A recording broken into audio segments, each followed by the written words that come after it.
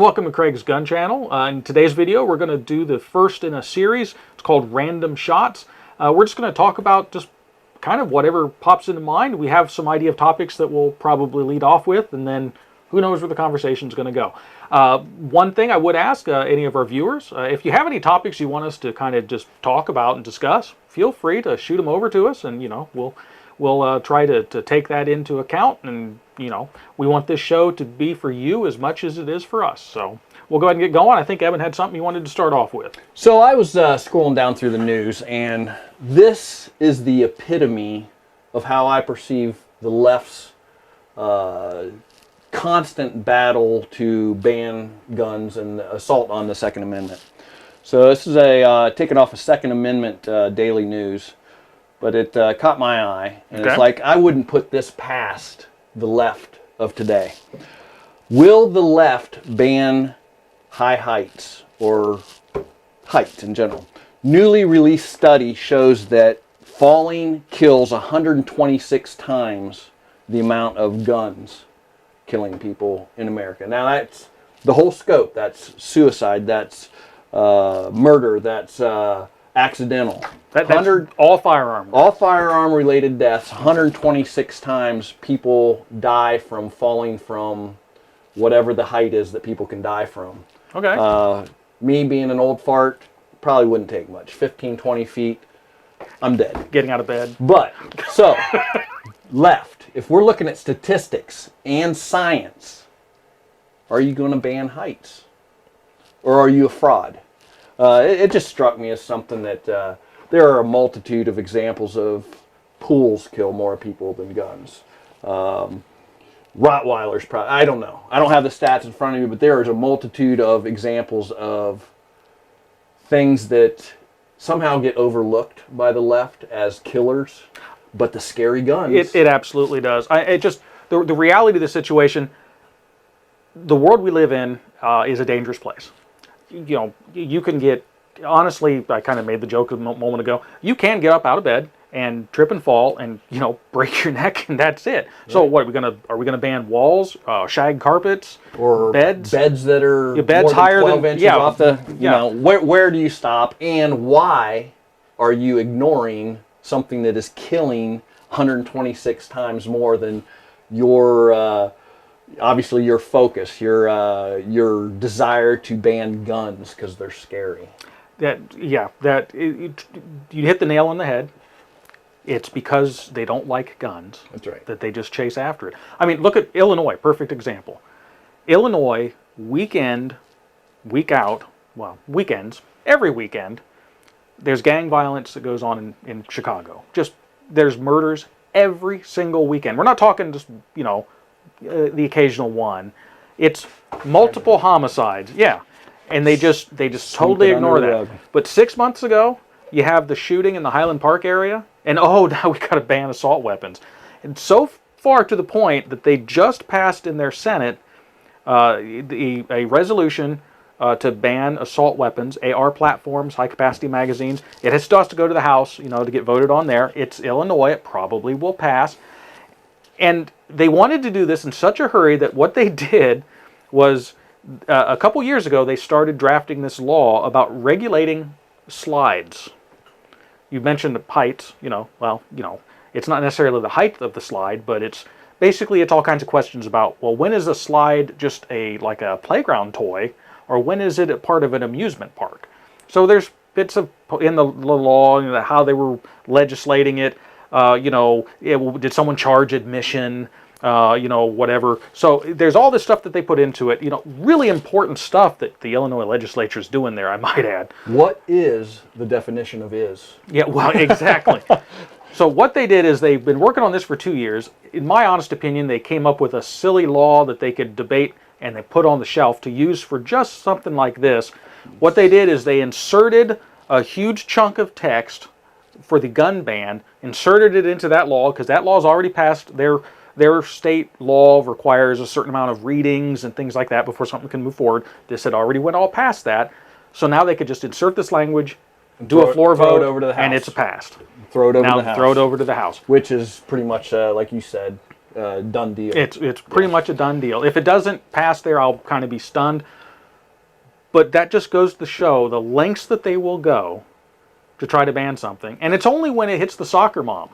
Oh yeah, right. I mean, them, Then the gang violence and stuff, like you said, sweep it under the rug. More than happy to do that. Why do you think that is? Why are some gun violence stories more newsworthy than others? Like, there to your point, Craig, I can remember maybe a year or two ago seeing statistics where they compared Chicago violence on a weekly or weekend basis versus Desert Storm violence in Baghdad. Okay. And Chicago had them beat with more deaths and more activity during the war in Iraq. So what is the reason why Soccer Mom gets the attention? It makes you wonder, is it the value of the life maybe? Is there a difference there? It doesn't fit the narrative? It doesn't fit the narrative? I imagine it doesn't fit the It narrative. does not fit the narrative. Yep. But Yeah. man, I don't know. It makes you wonder, doesn't it? It does. That conglomerate between leftism and today's news media is a fairly strong one. It They've really is. They're really got their crap together. So what else do you got for us today? Well, let's see. We talked about that a little bit. And let's see. I put on here. I wanted to bring this one up, and it's just because I know people who view the channel. Just many times we've been accused of being haters of the high point. No. Yeah, it's amazing, isn't it? Stop it. And so I just wanted to have a quick discussion about High Point. And what spurred that is High Point has just recently announced a new pistol, and it's their 10 millimeter. Saw that. And so they've now entered the world of 10 millimeter. Now 10 millimeter cartridge, that's a powerful cartridge. So they did it the High Point way.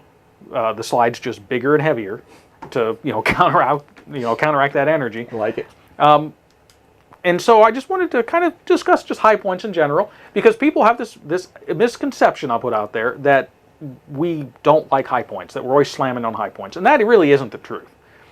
We both, and Steve, who couldn't make it here today, he feels the same way. There is a place for low-cost firearms. And the High Point is the king of low-cost firearms. I mean, they're reliable. There's so many videos out there where people put them through all kinds of stuff you would never actually do to a gun. They're almost indestructible. So we just point out the reality of the fact, though, that they're not a Beretta quality gun, a SIG quality gun. Name any other mainline manufacturer, the quality of their firearm, they just don't have that level of quality. That's right. And there, like you said, there's a place for it. So I liken this to, let's say I really want spaghetti tonight for dinner. Okay.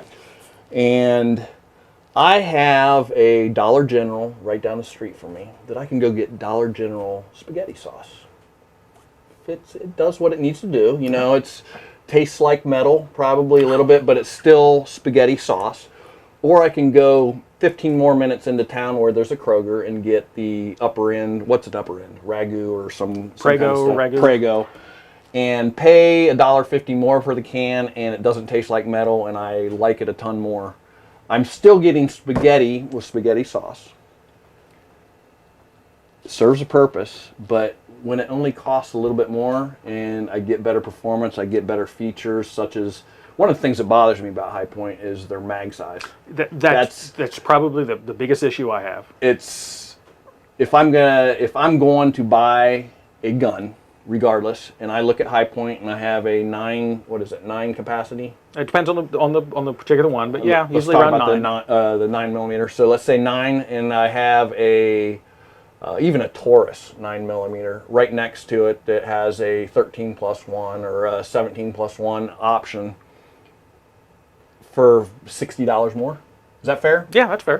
It's a no-brainer to me. But there is a price point where the High Point is going to be the choice, and it's a functioning gun. Yep. It doesn't necessarily look pretty, but it functions. It gives you the ability to defend yourself, etc. Go out planking, whatever. So yeah, everything has its place. Yep. Within the continuum of pricing. quality, etc.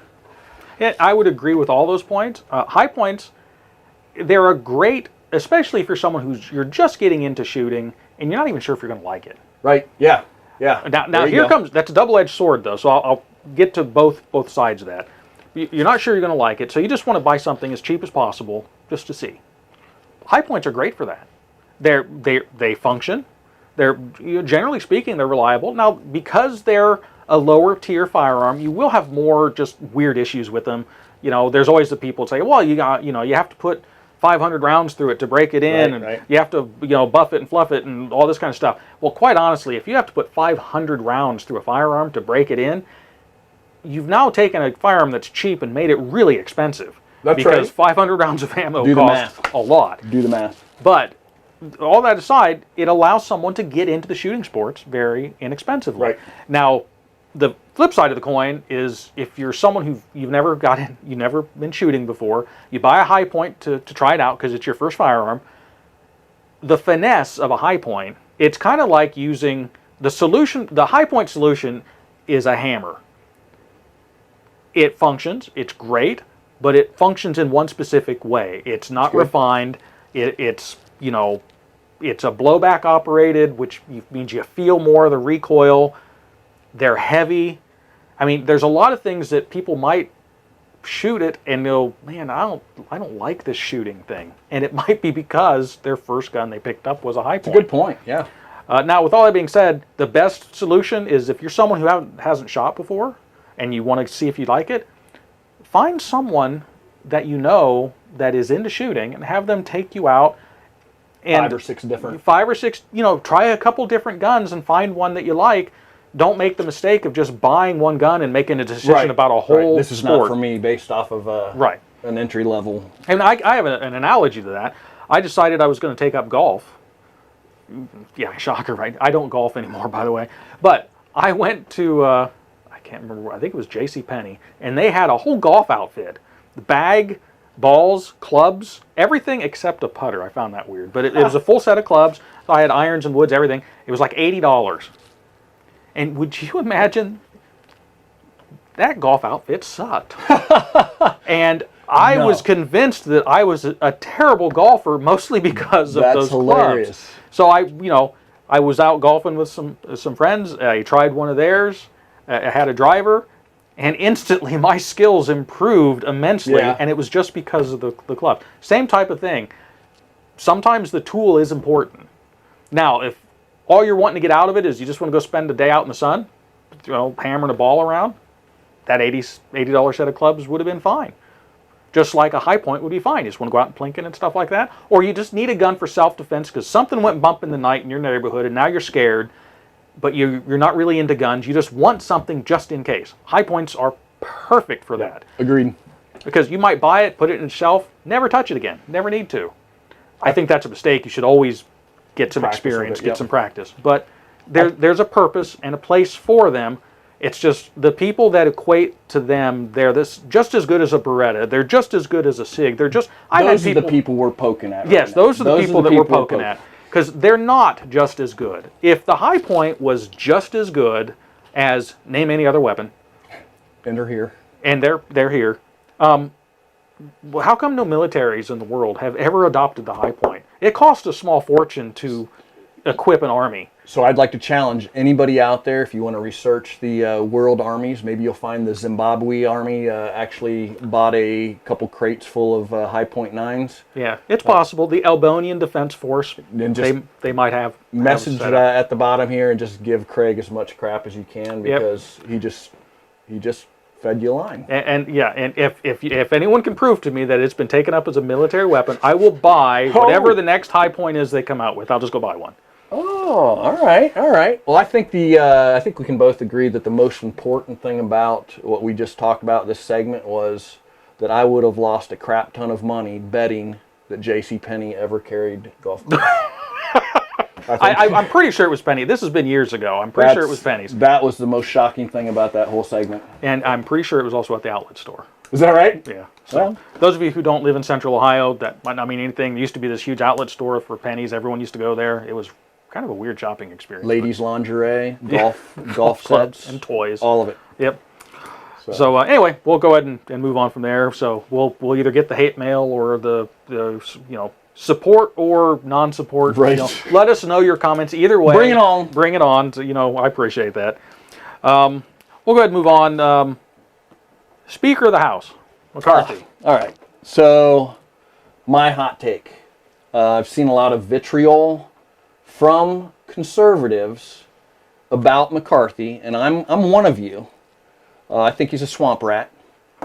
If you did, I think, based on some of the articles I've been reading, if you dig into the concessions that McCarthy had to make in order to get the votes, Yep. the Rules Committee was a big one where they held out for 3 seats in the Rules Committee, which gives them a majority. I'm sorry, let me back up. The people holding out, which is the Freedom Caucus, Yep. which is a faction within the Republican Party, for those of you who don't know. That group of people that were holdouts, I think it ranged anywhere from 11, he was minus 11 votes, all the way up to maybe 20, right around there, and then back down.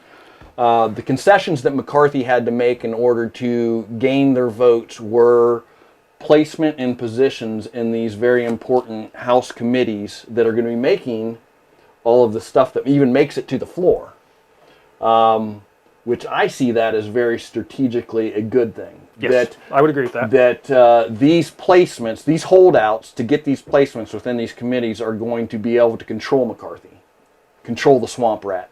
So yes, point 1 is McCarthy is a swamp rat, in my opinion. Yep. Point 2 is let's not be tearing up the Patriots, the Freedom Caucus that you say, or you may say, or other people say that have buckled to McCarthy to give him the speakership. But look at what they got for it. Absolutely. I mean, some of the provisions that they pushed that they got. Well, first let's back up for anyone who's not familiar, and you might not be, even though it took 15 vote rounds to get through, which sounds crazy, but it was a process I think that was worthwhile to go through. If we go back in the Wayback Machine and go back in time somewhat, the Freedom Caucus went and spoke with McCarthy to try to work out a deal with him. This is how politics works. Mm-hmm. It's lots of deals, lots of brokering of just arrangements, and wanted to get some of these things, concessions and things, move forward. And McCarthy was so convinced that there was going to be the huge red wave that he basically told them, I don't need you guys. Just screw off. And then that didn't happen. And then suddenly he was forced to come back to make some of these concessions to get their support. Now, that might sound like that's dirty politics, but that's politics. That's how it happens. Some of those other provisions that they got was it's got a term, I can't remember the term, but it only requires a single vote on the floor now to bring up a recall vote for the speakership. Nice. So if he gets out of line too much, it only takes one person to basically request a do-over, and then we'll be hitting so this 16, whole thing 17. Basically neutered. It neutered that ability. Nancy Pelosi got rid of that provision, or basically watered it down to make sure that she could never be challenged as speaker. I like it. So another thing, a concession they got, is a demand, or a requirement, I should put, that term limit legislation will be brought to the floor. Now, it doesn't mean it's going to go anywhere. I mean, let's face it. But they're going to talk about it. But they're going to talk about it. And we'll get to see that. And we'll get to see that, and we'll get to see who supports it and who doesn't. Right. So I was just going to point out there, if we would have had the red wave that everybody was prophesying for, McCarthy would have got in probably on first try. Yep, first try. Wouldn't have had to concede diddly squat. Yep. And we would have the same rhino swampland that we've had forever. So this whole process I see as a good thing. Overall, yes. Very good thing. Overall, it's a good thing because we ended up with the same person that we would have ended up with anyway. That's right. But now we've ended up with him plus some good things with it. That's right. So that we would have never had. With a wave. Yep. You had what, 35 more 35 more if they would have picked House up members. those 35 House seats that they were forecasting, would have never happened. And you could make the argument, well, it'd still be better because we'd have a stronger foothold. Okay, all that there's some truth to that as well. But the process worked. I don't know about you, but I don't want anything in Congress to be bam, bam, thank you, ma'am, No, in and out. I want it to be a slow grinding, easy to disrail yes, process, so that it's so that we're not driven by emotion, like Yes. emotional choices. exactly. The entire government was supposed to be structured in such a way that there was always checks and balances Right. to make sure that there weren't any crazy swings one way or another. We're supposed to have, at the end of the day, a centrist direction government. Where It shouldn't swing too far right or too far left. And that's because it's supposed to be a government of the people, and the people kind of come in two kind of camps. And there's a range, but the reality is the middle direction is what most people can tolerate, Right. and that's what it should be. And the process worked. It's messy. This was a horribly messy It was. process, but I'm glad. I am Because also. to your point, if it, the stuff that just happens turnkey, just boom, like the omnibus bill, Right. 4,000 plus pages of legislation, $1.8 trillion of additional spending, which, by the way, we don't have that money, so it's just $1.8 trillion more deficit. Just print it, Craig. Well, yeah, you're right. Dude, What could go it's wrong? no big deal. What could go wrong? No big deal. So anyway, with McCarthy, I think we're both in agreement. I think yeah, absolutely. We think it's a good thing overall. Absolutely. So you got something else there? You want to do the prepper / self-reliant Yeah, let's hit it. Yeah. Okay. All right, so part of this random shots is going to have tidbits of self-reliance, preparedness, readiness, etc. Just little snippets to talk about. Today, I pulled a list of 15 items off of a website. Can't remember what it was. I'll try to put it in the notes. 15 things you should stash in your survival cache. I'm just going to run down real slowly, and we can just throw a thing out there real quick. If you have a favorite item of this, or there are items that have multiple different things it could be. Now, Okay. keep in mind, a cache is something that you can either stow away and pick up quickly and move to another place, or So at least portable enough to be transportable. that's right. Okay. So in a perfect world, a cache would be a 12 by 12 room that you can just pile in everything that you'd need in a survival, but that's not reality. Shipping container on the back of a flatbed. That's right. Yes. We got it covered. So let's keep this in mind, that this is a quickly able to be moved cache of items that are essential to your survival. Okay. So number 1, fire starters. Okay, I think that is definitely important. Wow, there's so many places to start. I'm going to go ahead and go with the fact that I cheat on this one. I like lighters. You are preaching, dude. You took my what I was going to say. I get irritated from the survivalist community that relies so heavily on the bow drill. Yep. Or a ferro rod. Lighters. Yep. Lighters, interestingly enough, is a ferro rod with a fuel source That's built right. in. So instead of wandering around in the woods looking for some dry fuel, kindling, and then getting your ferro rod to get sparks Right. to light that, you can just flick the bic. Now, side note, maybe you want to have a ferro rod as a backup. I think that is an excellent Maybe idea, because you should have the a skills lighter- to do a bow yes. dryer. But let's not get stupid here. Yep. Throw a 6-pack or an 8-pack of Bic lighters. Yeah, which costs practically nothing. Nothing, right? Or get a Zippo with a can of Zippo lighter. Yep. That Even let's better. not make this more difficult than Yep. it really is. We're on the exact same page with that. I mean, I've seen the people. I know a guy who he can just go out there in the woods. He just picks up a bunch of stuff. He gets out his ferro rod. He wears it around his neck. Yeah. And he just, and literally Minutes later. minutes later, he's got a fire.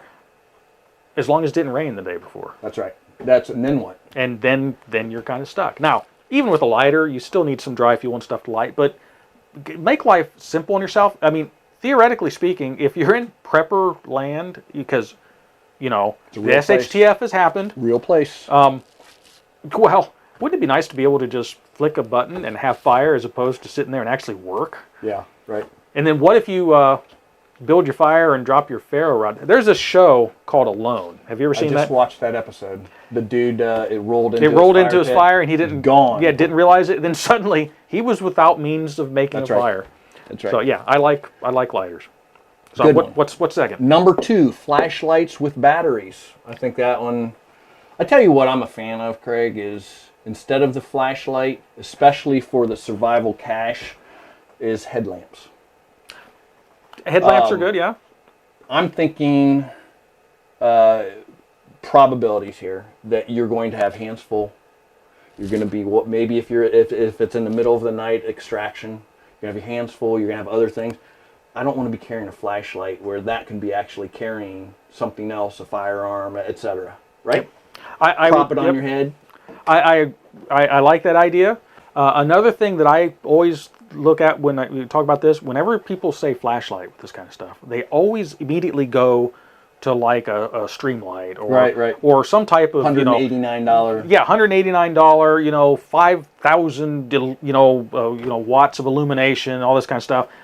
At the end of the day, you need light. You need task lighting. That's right. So a really super low-powered LED flashlight where the batteries will last for weeks or maybe months, and that's using it, is way better than the 5,000 lumen. It turns night into day, which is going to run for what, 20 minutes? Right. Because remember, the world Hour. just went sideways. Yep. Getting that next battery fix might be a challenge. But the headlamp idea, I like that. Another one I really like, and I wish I had one handy here because I keep it in my bedroom, is the Streamlight Sidewinder. It's the military flashlight. It's got 3 colors on it. It's got Is it that one that's hooked? Yeah, like it's that? got the little. It's got the the pivotable head. Yep. Those things are great because they're again low wattage LED power. You've got white light. Mine has white, red, blue, and IR. Okay.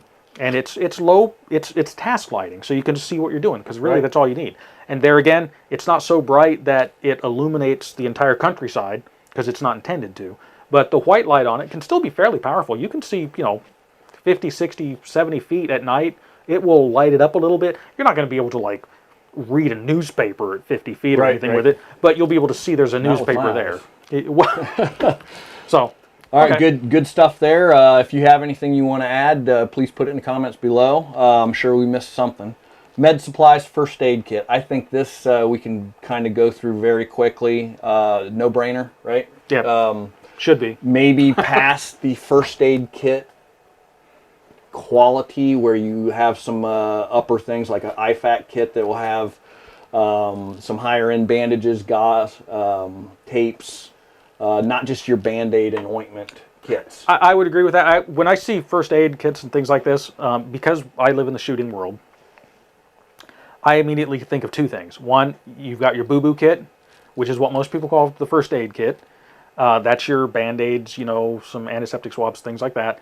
And to your point, don't just go to Wally World and get look, there's a first aid kit. It looks like it has everything. It only costs $5. You get what you pay for. That's right. So get some good quality stuff. Your life might depend on it. But then the second part is the IFAC. To me, that is almost not a negotiable thing. It will save your life if something bad happens. Real quickly. And it doesn't even have to be. People always think of an IFAC as like for gunshots. I mean, it's for that, but it's for you're working with your chainsaw out in the woods and you accidentally, it slips and you got a gash in your leg. You're working on your lawnmower and the blade whips around and you lop off a finger or 2. So real quick for the viewers, I'm sure most of you know IFAC, individual first aid kit. Yep. What does an IFAC have in it specifically? Maybe 1 or 2 items that the boo-boo kit does not have. Main thing would be tourniquet. Okay. And wound packing supplies. The whole purpose of an IFAC is, even though it says first aid kit, it's actually meant for traumatic injury. It's to basically stop the blood flow because the blood loss is what kills you. Right. So it's very specific task oriented. It doesn't have a ton of stuff in it. It's got, like I said, it's got a tourniquet. It's got some packing gauze and some wound packing materials, some bandages being for that, like a Israeli bandage, something like that. And some cutting shears to be able to cut some clothing off of you. that's the main items, and then some of them they'll have some rubber gloves and stuff, so you don't have to touch blood. It's like whatever, but they're very simple, and there's not a ton of stuff in it. Because the purpose is to stop the bleeding, to allow time for medical care or assistance to get to you. All right, we've got 11 more of these, so we'll try to go through them quickly in the interest of time. Weapons and ammo, knives, hand weapons, that goes without saying. Let's blow past that one because... Yeah, we could do we'll do a whole episode on just that. Because Yeah. Non-perishable foods with a can opener. That's important.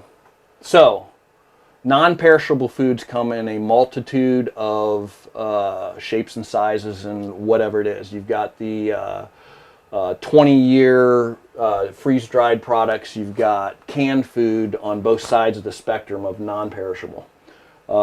Canned foods have suggested eat-by dates. Yep. They are suggestions. There are some websites out there that can give you a little bit more insight onto how far past that expiration date can you go normally.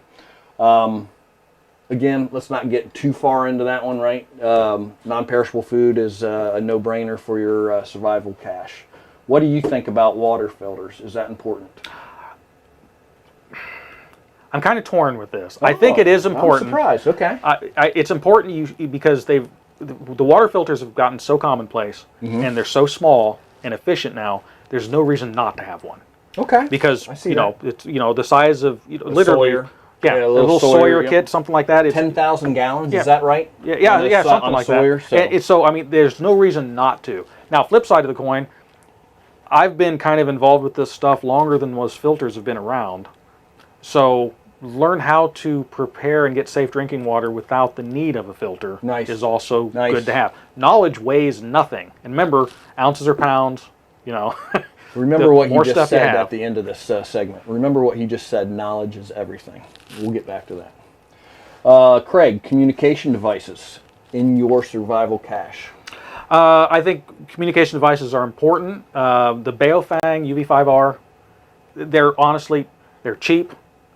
Are they the most rugged radio in the world? Well, no. So, just don't treat it like your cell phone and you'll be okay, And it allows you to communicate with a huge radio spectrum, and it's mostly to get help. I mean, I'm not looking at this as like a tactical thing or anything like that. It's to get help and assistance. I think it's a smart piece of equipment to have, and they don't cost hardly anything. Maybe another show we do specifically on communications down the line. Yep, that'd be good. Let us know in the comments. Yeah, let us know in the comments if that's something you'd be interested in. Number 8, tools such as knives, sharpeners, multi-tools. I think that's something we can blow by. That's a no-brainer. Yep. Paracord. Paracord, and buy good, real paracord. There's a lot of knockoff fake stuff out there that looks like paracord that if you actually tried to, lift something with it, it'd just What is break the and snap. rating on that? 500 pounds? Is that right? Oh, man, I'd have to look it up to get the exact numbers. It's huge. For the real stuff. For the real stuff. Paracord, it gets its name because it's the cords that's used in parachutes. And, you're basically, the entire weight of whatever is falling on the parachute is held by those cords. Super strong stuff. You can use it for so many different things. You can make snares, you can fish, you can use it to make, various kinds of improvised weapons. You can use it to make shelter. You can use it to make tourniquets. It's like the wonder item of any kit. So if Joe Schmo orders a 500-yard spool of paracord, he's set, right? He doesn't for life, yeah. Without knowledge, though. Practice, You're right? okay. I fell right in. You got me Gotcha. there. You're right. Without knowledge, it's just. If you don't know how to tie a knot, if you haven't tried fishing with paracord, what are some of the other examples you gave? You making a tourniquet. Tying down your tent. Try making a shelter with a tarp and just paracord. That's right. I mean, just because you have it in your stash. Just because you have it in your stash doesn't mean you know how to do it. Yep. You're going to spend 5 hours of making 10 different tents that don't work before you figure it out. Yep. So who wants to do probably that? in the dark and in the rain, Right. so it's less than fun. Yep. Have fun with that. Number 10, warm clothing. Goes without saying. We're not going to get deep in the weeds there. Number 11, hygiene items. People forget about those all the time. I know it. It's not sexy. Yep. It's not sexy. It's not fun. But there again, it's cheap. Without them, you're not sexy. Yeah, that's exactly true. The main thing, though, is when you're in a bad situation, a toothbrush and a little bit of soap will just make your life feel better. Yeah. And it will also make you not only feel better, but like be more resistant to being sick. I mean, there's a reason why people in the Dark Ages kept getting all these weird diseases and stuff. They never bathed. Right. Or took care of their teeth. Or took care of their teeth. I mean, I've had cavities. Yep. I haven't had anything real horrible with, but cavities don't feel real good. No, they don't. Can you imagine if you weren't able to go down to the dentist and take care of a cavity when it gets to stage 2, 3, 4, 5, and it's just rotting your gut? There you go. Yep. All right. Number 12, emergency blankets. Go ahead. Yeah, well, no, I was just going to jump on that. You can go ahead. Those little the Mylar ones. Mylar emergency. I think for the space needed and the cost, it's a no-brainer. Throw absolutely. 3 or 4 in there. Yep. And that's a last-ditch effort, so you don't freeze to death. Yep. Not only that, you can use them to make shelter. You can use them for signaling. You can use them to, help cook food. Good. Tons of uses with the right knowledge. That's right. There you go. Not going to get Craig twice. Here's one interesting. 13, entertainment. Okay, I think that's important. I'm not sure why it's 13. I'd have to see what 14 and 15 is. I don't know. It seems like it should be don't forget about. Here are my 15, and don't forget about bringing something to entertain yourself. Yeah, I could see that. But so their examples were playing cards or a book. I think that would be more important if it's you and maybe one other or 2 other people bugging out alone, as a aside from a community. I mean, does that make sense? That the smaller your group, the more effort and work you're going to have to put into surviving, right? Yes. Is that fair? That's fair. The bigger groups are going to have kind of a built-in entertainment. That's true. You see, that's where I kind of find that odd that that's on the list and confusing. But there again, I'm someone, I can be entertained for hours just sitting there watching wildlife and the clouds and the trees blow in the wind. But I have seen there again, that show alone, they show the effects of people by themselves for weeks on end. It's fun to watch. It starts to really mess with you. And it's because these people, they have nothing to do. Nobody to talk to, nothing but the friendly bear outside that they're scared to... Yeah, so they're actually usually out there, they're whittling their own set of dice, they're doing all kinds of stuff to try to find the entertainment. So I can see maybe the importance. I'll be honest, it's one that I wouldn't have put a lot of weight in. Maybe without being in that situation, you can't put the value on it until you're there. Yeah, I could see that, So, number 14, money or bartering items. I think that one is dependent on how bad things get. That's true. Okay. I mean, I would see that's important. If things go super bad, I think that's important to have.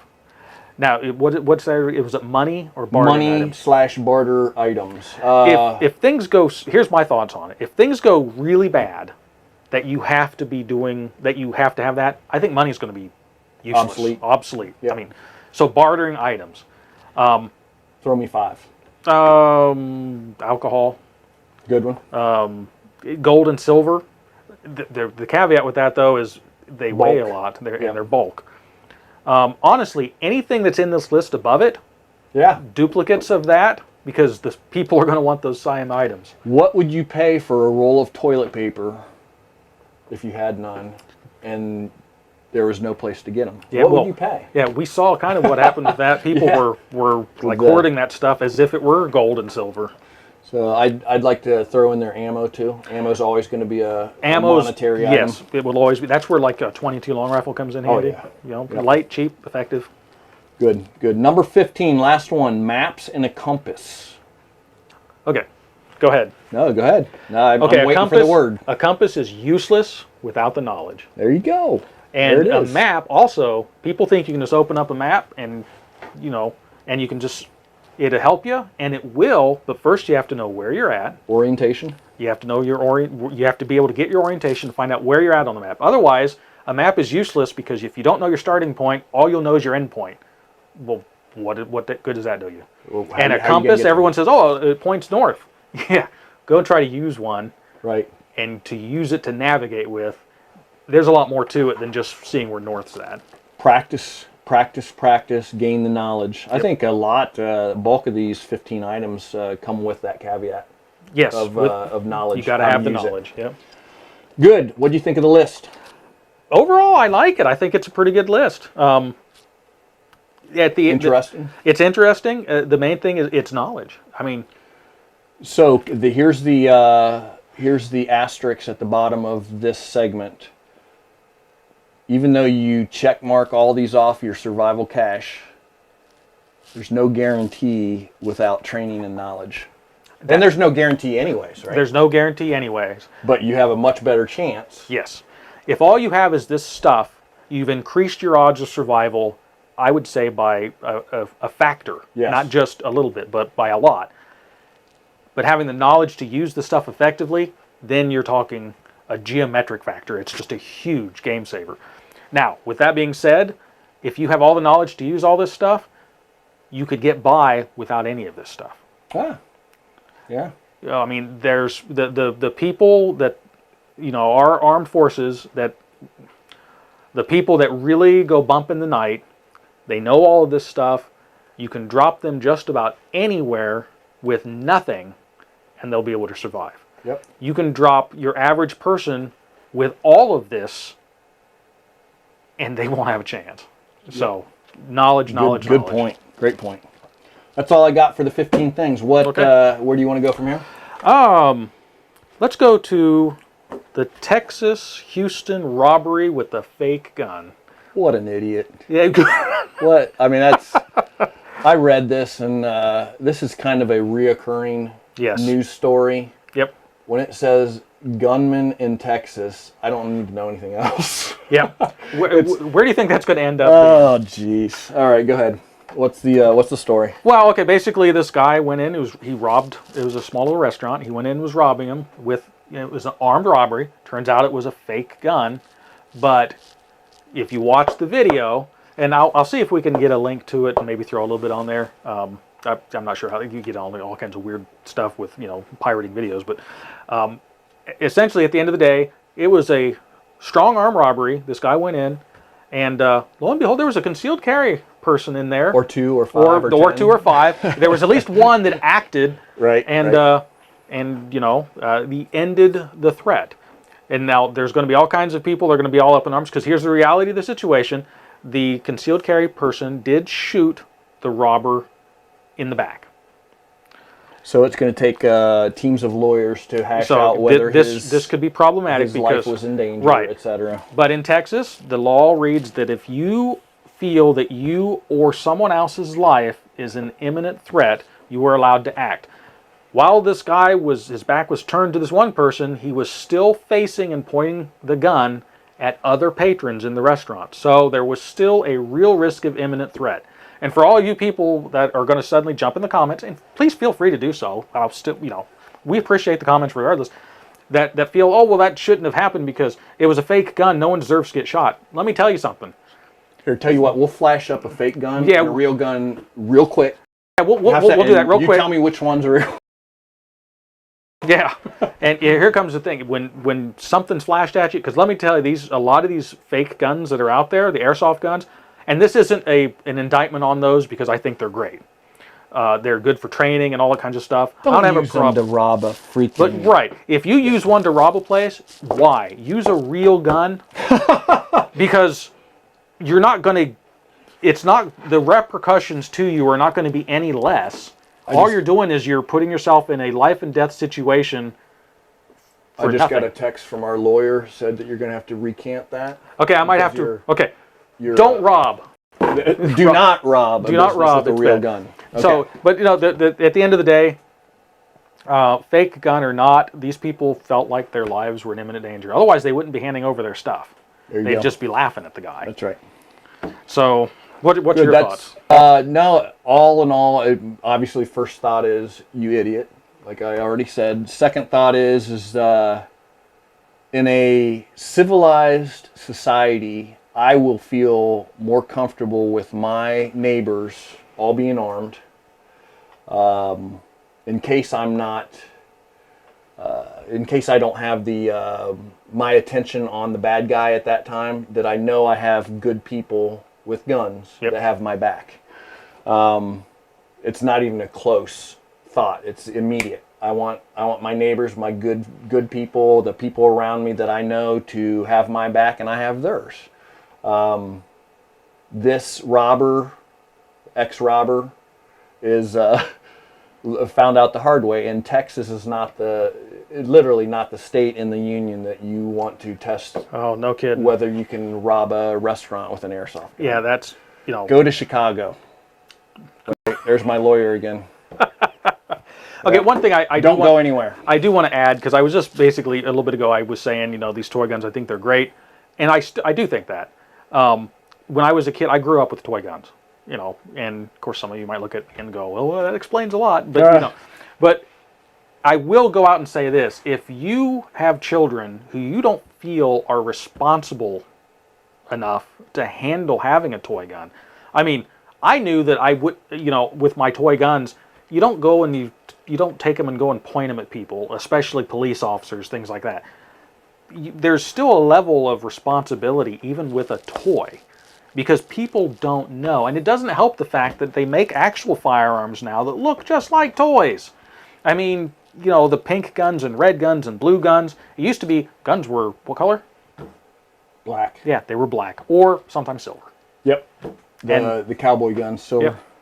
No, I think it's a good opportunity for a civilized, responsible society for toy guns to be the entryway into safe usage of firearms. Yes, I would agree. Instead of wrapping up for Junior a toy gun and go wild, teach them.